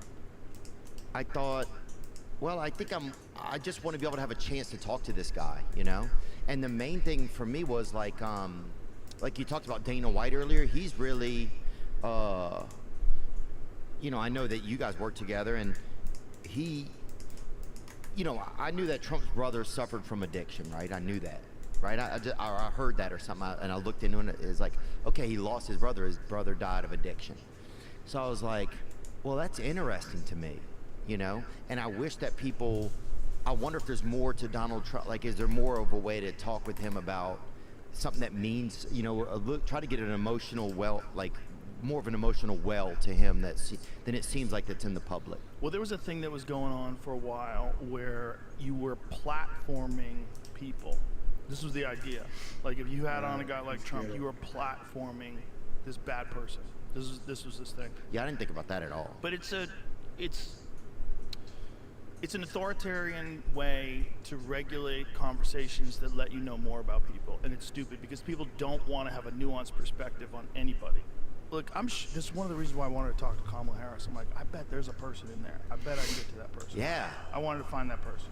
I don't want to hear all the speeches. I don't want to hear, I was raised middle class. I don't want to hear any of that shit. She's a roller skater, you know that? No, I would love to find that out. Yeah. I would love to talk to her about all kinds of shit. I literally said, like, because there was a few restrictions of things they didn't want to talk about. But I said, I don't give a fuck. I go, get her in here. Like, whatever you want to talk about. And they want to know if I edit. I'm like, there's no edit. Yeah. We're not going to edit. But yeah, that's the same thing they asked us. Is there an edit, you know? I just wanted to talk. I feel like you give someone a couple of hours and you start talking about anything. I'm going to see the pattern of the way you think. I'm going to see the way you process ideas. I'm going to see whether or not you're calculated or whether you're just free. Yeah. Or are you comfortable with you, or are you projecting things? Like, she's got 80 different accents. How do you decide which one to pull out? Yeah. Like, she busts out different accents depending on who she's talking to. Yeah. They should have I made do her that talk too, to a bunch of Chinese folks. I would have loved to hear that accent. I want to see what, I do that too, though. I like to meet people where they're at. Sure. You know? Oh, if I see somebody that's, you know, I'll be like, what's happening, my friend? You know? It's like, I like to meet people where they are, you know? Yeah, she did one with the Latinos where she talked with a Latino accent. I'm like, this is wild. But she's a chameleon. But if you want to be a successful politician, that's probably a good trait. I agree. You know? It's like a comedian that's always on. They kind of get annoying. But if you want to be a comedian, that's probably a good trait. You want to be a politician, you should probably be able to melt into your environment and sort of meld yourself with whatever these people want you to be. Yeah. You know? Yeah. But maybe not. Maybe it's just like I always feel like the environment of debates, the environment of interviews on television, the environment of anything you're doing in front of an audience, it's so fake. It's such a weird way to talk that you don't get a sense of who the person is. So like when I got to see Trump on your podcast and you were talking about doing cocaine, that it makes you like an owl. Oh, God. It was hilarious. It was hilarious, but it was like, you got a chance to see that guy as a person trying to figure out, like, who is this psycho I'm sitting there talking to? I remember that shit. I'll fucking make a nest in my living room, dude. That shit, boy. I'll scoot over to the neighbors and steal some twine in my beak, homie. I'll fucking, there's nothing worse than being locked out of your place on cocaine, man. I can only imagine. But you talking to him, like, as a person is, like, almost more valuable than any other kind of speeches he does. Because when he's in front of everybody, talking about we're going to make America amazing, those are great speeches. But you don't, like, she had an amazing speech. When I was like, she could win, was when she had that one speech about Donald Trump, like, scared to debate her, but he says all these things. But you know what I always heard? If you want to say something, say it to my face. And the whole place went crazy, and she was laughing. I didn't see that. Oh, it was so good. It was her best speech, for sure. And it was right when they decided that she was going to run for president. Maybe that is what got people Biden, involved. Biden stepped down, and she had one banger of a speech. She looked young and energetic, and like it really made you feel like this is going to be a chick. She was hot. Yeah, she was younger. She was a smoke show. She's still all right. She got that thing on her, I bet. So that. You know what I'm saying? I do know what you were saying. That's why it's so crazy. Yeah, because a lot of brothers love her too. Everybody seems to love her. Look, if the brothers like it, she got that thing on her. That's all I'm saying. You know? I understand what you're saying. But like that one speech was almost enough for her to win. And if she just didn't talk other than speeches, but they would have done. They needed to do a better job with speeches because every speech was the same. And the problem with that is we were talking about this, like the internet. You get to see that speech over and over again online, like, and then people make compilations of speech. And it Right, looks, and the same thing. but it's like if someone goes to see your act. You know, they don't understand, like, acts, like, to develop a bit, it takes months and months and months to really, like, put it together where it's, like, rock solid. Yeah. And you're going to do it the same way or slightly different every night. And if someone comes to see you and goes, Theo's so full of shit, man. He told us the other day that it was just the other day. Yeah. But meanwhile, he said it 3 weeks later. It wasn't just the other day. It was 3 fucking weeks ago, dude. You're repeating the same shit. So that's what Yeah, they you feel got too about- many leap years, white boy. Yeah, shit like that. Exactly. So that's what they feel about like a presidential candidate that's telling the same speech over and over. Well, hey, you're not supposed to go see all those speeches. But yeah. You know? Yeah. But the thing is Yeah, about you're Trump. not following the Grateful Dead here. You know, Trump it's like, but rambles. Trump has a lot though. Trump has a lot that are repetitive. He does, but not in the same order. It's like going to see a Grateful Dead show. It's like fucking, it's all over the place. You know, when Trump gets out there, he just does tugging. Did you see? He had this long-winded speech about the rocket. That was about insane, Elon caught dude. the rocket. I'm Yo, like, you just won the presidency. Edit. Edit that down. You can edit that down. That could be 2 minutes. Beautiful lines. I was worried about that in the very beginning of the podcast before we got cooking. When he was talking to me about Lincoln's bedroom, I was like, oh boy, like where is this going? Like, I've been in Lincoln's bedroom. How was it? It was okay. I think you can bring it up. Actually, it's in Springfield, Illinois. Oh, it is. No, he was talking about the one that's in the White House. Oh no, I've been to just his child before he got You can elected. go to his childhood home. Oh wow. It's really interesting. He used to keep his notes in his hat. Oh, that was a good move. Pretty cool. Big ass hats back there. That head wallet, baby, he had That's that a bitch good on move. him. That's Yeah. a good move. It's like Especially credit cards behind your phone, that kind of thing. Except if you lose your phone, you lose everything. But you ain't losing that big ass hat. That was fucking long, dude. Isn't it crazy, man? You ever see like how many dudes wore like fancy hats back in the day? That shit just went away. It did. Imagine if you were a kid and you were growing up in a hat family. You're like, well, our family makes hats, bro. I'm balling forever. Yeah. I'm gonna take over this business, and then no hats. If you watch, there's a great outside boxing match in Reno, Nevada, between Jack Johnson and I think it's Jim Jeffries. And I think this is Jim Jeffries? Yes, not that guy. Another one. It's not the. Not the comedian. I'm talking about the Oh murderer. my god. No. What? Maybe. I don't think so. The I think he's just a fuck? boxer. Who was it? James So Jeffries. weird. So see if Jack Johnson versus this is it. Who So, killed the people with that here's the Kool-Aid or thing, whatever? Like, when there's a video of all these folks that are walking like to the event, and every man has a fucking hat on, dude. Wow. They all have hats. Look, they all have fancy hats. Look at all these guys. They're taking off their hats, waving their hats. Men left the house with a fucking hat on. Look at this. Wow. Dude, they all have these fancy hats. What happened? They're all dressed up nice with fancy hats. First of all, good luck seeing anything outside the Republican National Convention with that many people on the streets dressed up in suits. That's it. It's the only time you're ever gonna see this. These are like regular men walking on the streets. Everybody had fancy hats on and a nice button-up shirt and a suit jacket. That's Jim Jeffries right there. Oh, those guys That's- are good, dude. James That's J. Braddock. That's John L. Sullivan. No way. Yeah.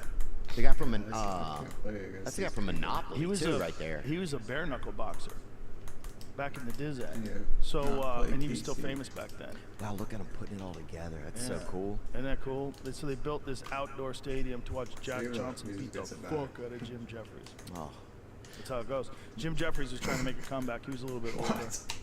Back then, bro, Okay. boxing I'm would not gonna go play until this. someone This is died. stupid. yeah. They would have, I mean, what's the most rounds they had back then? They were crazy. It was like 80 rounds or something. Like, what's the longest old school boxing match ever, Jamie? I think they had some insane amount of rounds. That's a good Look question. at this. The greatest number of rounds was 276 in a 4-hour and 30-minute fight when Jack Jones beat Patsy Tunney in Cheshire in 1825. Holy fuck, dude. We're introduced in 1867. Each round of a fight would last until someone was knocked down. Oh my god. Wow. Bro, Bro, 276 rounds is so crazy. Oh. That's when you get all your CTE in an IV bag. You just get, you have to. That's have the to Brennan Shaw swallow gauntlet right vitamins. there, dude. You just get your CTE just hot pumped into your fucking Yeah. brain. Modern I'm just boxing joking, would be Brendan. 110, I guess. Oh my God. At New Orleans, that's where it was. In he lived to 94. He lived to 1867, 94. Oh, these are when they died. Oh, because in 1893, it lasted 110 rounds. Oh Wow. my God. 7 hours and 19 minutes. It was declared a no contest, later changed to a draw. Dude, most people couldn't go that long without even looking at their phone, dude. Much Yeah, less, 7 much hours. less How having to about- fend How off a about guy. having to take a shit? You're in the Oh. middle of a 200-round fight. You have to take a shit. They should have a diaper round. We have to fight and shit at the same time. I would bet it affect your punching power if you just waddle around Of and shit. course, dude. Your I own don't think there's a shit. way you can shit and punch at the same time. It would be Can very there? hard. Very Look that hard. up. Very hard. Because yeah, think about it. Yeah. No. It'd be so You need soft. to tighten all that up if Yeah. you're gonna throw a good punch. Like your ass cheeks tighten, because you kind of use your legs as you thrust forward. You really can't shit and punch not effectively. You're gonna Yeah, lose we that cracked round. the code, bro. Yeah, we cracked the code. You're gonna lose that round. Yeah. So I guess they probably just pissed themselves. I know guys who've shit themselves in the UFC. Multiple guys. Yeah. Oh, it breaks my I heart. believe Tim Sylvia shit himself in a fight once. Who else? Someone came out there. Michael Chiesa looked over at me once while I was doing commentary. And I think he got called. I mean, it was perhaps one of those situations where the fight before ended quicker, so he didn't get as much warm-up time as he wanted. Yeah. And then all of a sudden he's running out there, and he looked at me. He goes, "Dude, I'm about to shit my pants." I go, "Really?" He goes, "Yeah, I'm about to shit my pants." And he won. He went out there and won first round submission. Because he had to. Because he had to. Yeah, dude. There's not. So is this the fight? Oh, is this another guy who shit his pants? 5 fighters happened to 5 who pooped their shorts. Yeah, it happens, dude. This guy shit himself a little bit. Dude, I would shit myself if I had to go in there. So Yeah. that's crazy. Tim Sylvia definitely shit himself. Randleman shit himself? Yeah. It happens, man. Look, you're getting Oh, your I'm not dead. Yeah. liver pounded on. You're getting kneed in the guts. Oh, I got in a car accident once and it happened. Shit yourself? I didn't want to. I didn't have a choice. It just happened. It wanted to. She shit her pants too. Justine Kitch, No. congratulations. I bet dudes would pay a Call lot of time money out. for that on OnlyFans. You can sell them shitty drawers. And that's Mark Goddard right there. Call timeout, brother. Just stepped No. in it. Oh, is that's that Keith. what it is? That's the poop? Oh, no. Oh, come on. Imagine if you're, like, face down, if someone's putting you in a rear naked choke, and they didn't clean the mats that good, and the person before shit all over the place. You get pink eye while you're getting your ass kicked. God, that makes me scared. Yeah, that's a scary job. That's the scariest job. You think, Yeah, I went to that fight with you. Or no, I went to that fight. Remember me and Joey Diaz went which one? in New York. Oh, I was thinking of your fighters. Well, I went and saw the James J. Braddock statue before. Oh, It was in New really? Jersey. Before Dustin and that last fight that he had. No, the one before the last fight. Justin Gaethje? That was in... No, after that. It was in New Jersey. Okay. The that Pride was, of... yeah. Benoit Saint-Denis. Yeah. Yeah. Yeah. No. Yeah. Was it? Yeah, he beat up Benoit Saint-Denis and knocked him out. That was after He that. lost to Islam. That was in but Jersey. Oh, right. which one was in Jersey? Islam? He didn't beat Islam in Jersey. Right. So he fought Benoit Saint-Denis, then he gets a title shot against Yeah. Islam. Yeah, Islam's- I went with Joey. And I went to the James J. Braddock statue before. It was awesome, dude. Islam's a monster. He's so good. Yeah, it was crazy. And Joey was like, "What do I?" Dude, he was so. This is all love, dude.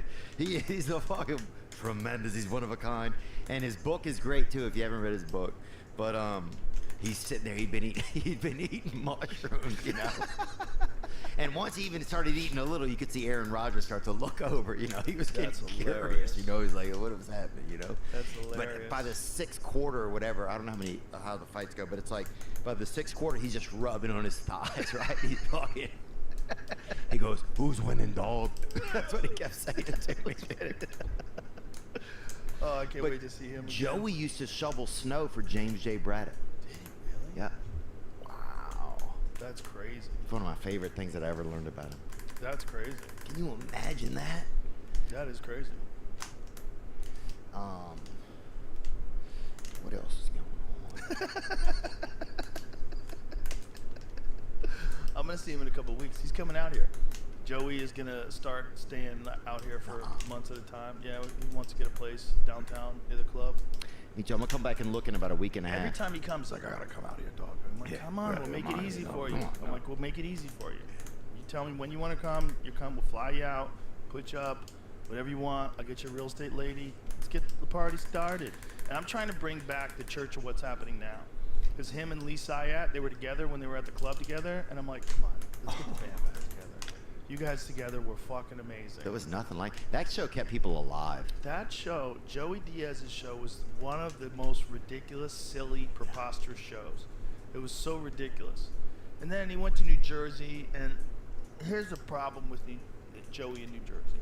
Good fucking red car, bro. He loves New Jersey. He loves New Jersey people. He needs comedians. And you forget that until you're not with them. And then you're like, oh, this ain't no fun. Yeah, you're just talking to plumbers or whoever's got a decent attitude or whatever, you know, decent sense of humor. Nice. I like talking to all kinds of people, Yeah. obviously. But I need comedians in my life, like I need vitamins. Like I need a certain amount of sunlight to get some vitamin D. Yeah. I need comedians. It's too, like that night that we had in that green room watching the elections, how many jokes were cracked? How many fucking times we rag on Tony? Oh, dude. We talked Tony off the ledge. We did it. Tony's just fucking... Tony's like got statistics. 26% more Puerto Ricans voted for Trump. Bro, he had the Puerto Rican app open on his Whoop bracelet. I'm like, they have that? What is that? Bro, the whole thing. He was like, how many plantains have sold tonight? He was fucking losing his mind. They tried to label him as a speaker. They said he was a speaker. A speaker? That was at the Trump rally? He said that Puerto Rico was a pile of garbage. These are human beings. Was that Adam Ray? Who was that? That's Obama. Oh, it is? A speaker? That was at the Trump rally? He was talking about Puerto Rico as a pile of garbage. Dude, the simple fact that Obama's talking about Tony Hinchcliffe is crazy. Bro, Obama's doing a Tony Hinchcliffe bit. There's a video of us at the mothership. What is going on? We played it yesterday, but I want to play it again, Jamie. Play the video. It's on my Instagram of Tony is on stage in the main room. By the way, Tony goes on stage. It's like Richard Pryor just showed up. Yeah. They were going nuts. He murdered. He has 35 minutes on it. Oh, yeah. He's on stage. No way! At the same time? At the same time, yeah.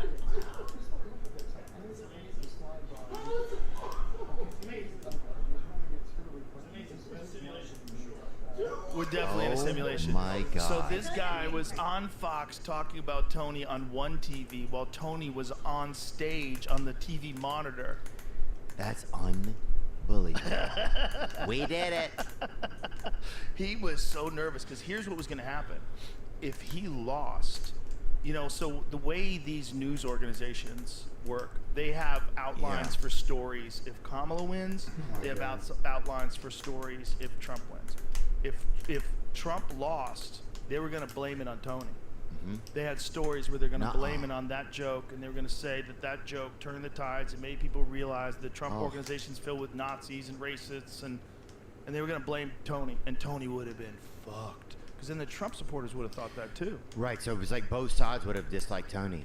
Absolutely, absolutely. He would have to go to Puerto Rico or Costa Rica. Maybe. Mexico and Puerto Ricans don't really. No, they don't even. They don't get along that well. In fighting, there's always been a giant rivalry between Mexicans and Puerto Ricans, and a lot of really. Yeah.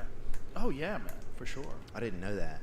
Well, you know, there's no prouder group of boxers, I think, in the history of Earth than Mexican boxers. Like, Mexican boxers are known for a specific style. Like if someone says you fight like a Mexican, dude, that's a huge compliment. Yeah.